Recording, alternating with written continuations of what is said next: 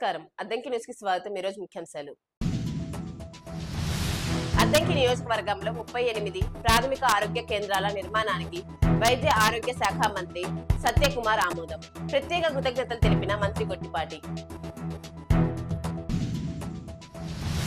సింగరకొండ అభయాంజనేయ స్వామి నామ్ road junction వద్ద వాహన తనిఖీలు. ట్రాఫిక్ నియమాలు పాటించాలని సూచించిన సిఐ సుబ్బరాజు.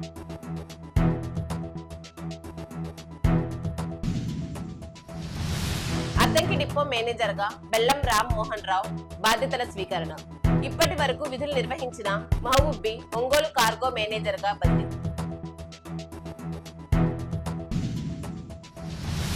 సంతమాగులూరు ప్రభుత్వ పాఠశాలలో విద్యార్థులకు శుక్రవారం మంత్రులు సత్యప్రసాద్, గొట్టిపాటి రవికుమార్ సైకిళ్లు పంపిణీ చేశారు. నారా లోకేష్ మంత్రి అయ్యాక ప్రభుత్వ పాఠశాలలు అభివృద్ధి చెందాయన్నారు. విద్యార్థులు ప్రభుత్వం అందించిన సహకారాన్ని సద్వినియోగం చేసుకోవాలని మంత్రి సూచించారు. బాగా చదువుకొని ఉన్నత శిఖరాలకు చేరుకోవాలన్నారు. అద్దంకి నియోజకవర్గంలోని మొత్తం 38 ప్రాథమిక ఆరోగ్య కేంద్రాల నిర్మాణానికి వైద్య ఆరోగ్య శాఖ మంత్రి సత్యకుమార్ ఆమోదం తెలిపారు. దీంతో మంత్రి గొట్టిపాటి శుక్రవారం ఆయనకు ధన్యవాదాలు తెలిపారు. కొరిసెపాడు మండలం ప్రాసంగలపాడు పిహెచ్సిని రానున్న 6 నెలల్లో ప్రజలకు అందుబాటులోకి తీసుకువస్తామన్నారు. ఏల్చూరు, వైదాన గ్రామాల్లోనూ కొత్త పిహెచ్సి భవనాల నిర్మాణం త్వరలోనే ప్రారంభిస్తామని తెలిపారు.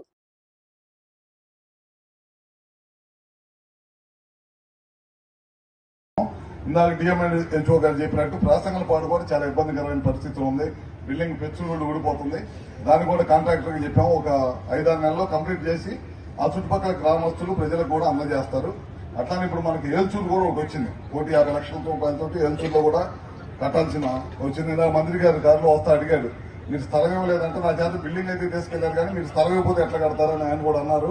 స్థలం కూడా తొందరలోనే ఇస్తామని చెప్పాము. అక్కడ వైదన ఈ రెండిట్లో కూడా కడతాం. ఇది కాకుండా ఇంకా గ్రామీణ ప్రాంతాల్లో సబ్ సెంటర్లో దాదాపు 21 సబ్ సెంటర్లు ఇచ్చారు మంత్రి గారు.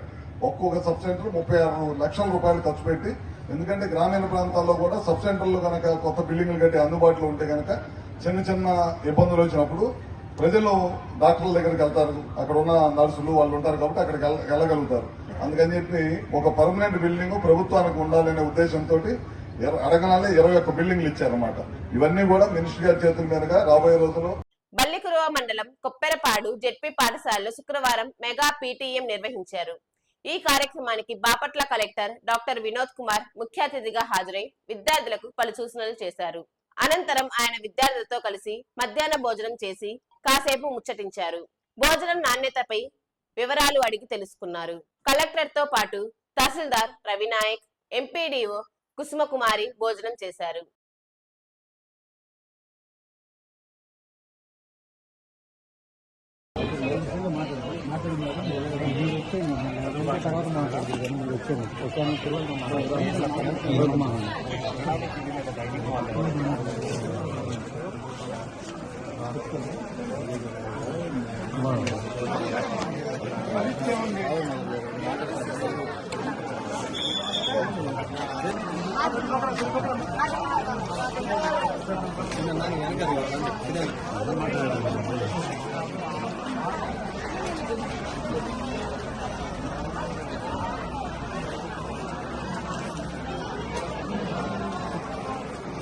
రోటరీ క్లబ్ ఆఫ్ సింగరకొండ ఆధ్వర్యంలో రక్తదాన శిబిరాన్ని అద్దంకిలో శుక్రవారం ఏర్పాటు చేశారు.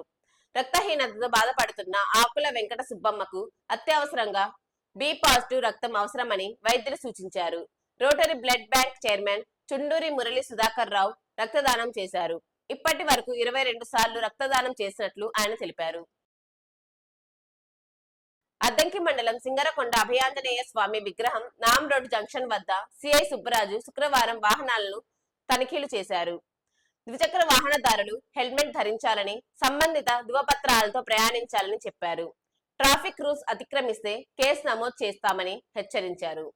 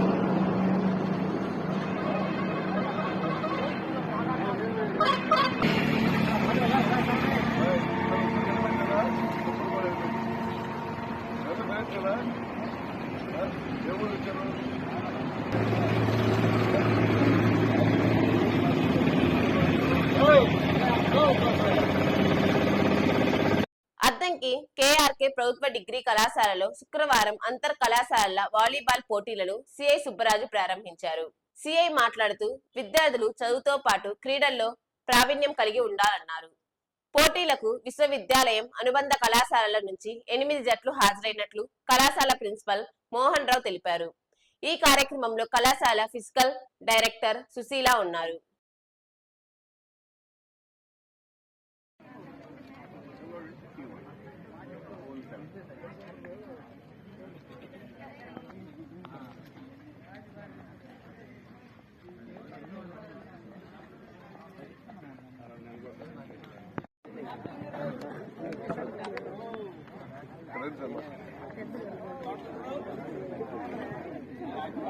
రిబ్బన్ కటింగ్ ద్వారా పోటీని ప్రారంభించినటువంటి మన గౌరవ అతిథి ఎప్పుడుగారు సుబ్బరాజు సిఐ గారికి ధన్యవాదాలు. కట్టడం మధ్య కళాశాల తరఫున మన స్వాగతం. సో ముందుగా నేను మన యొక్క అతిథులను వేదిక ఇన్వైట్ చేస్తాను.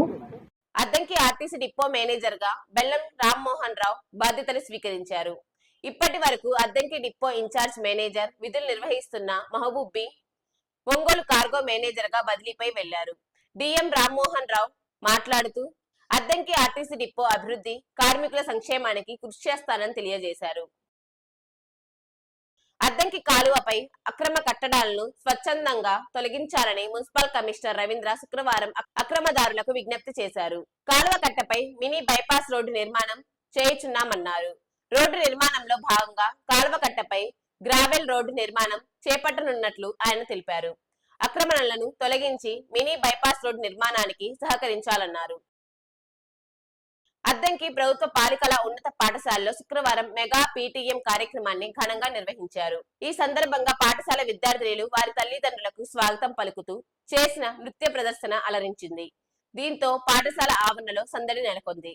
ప్రభుత్వం విద్యార్థులకు అమలు చేస్తున్న సంక్షేమ పథకాల గురించి ఉపాధ్యాయులు విద్యార్థుల తల్లిదండ్రులకు వివరించారు.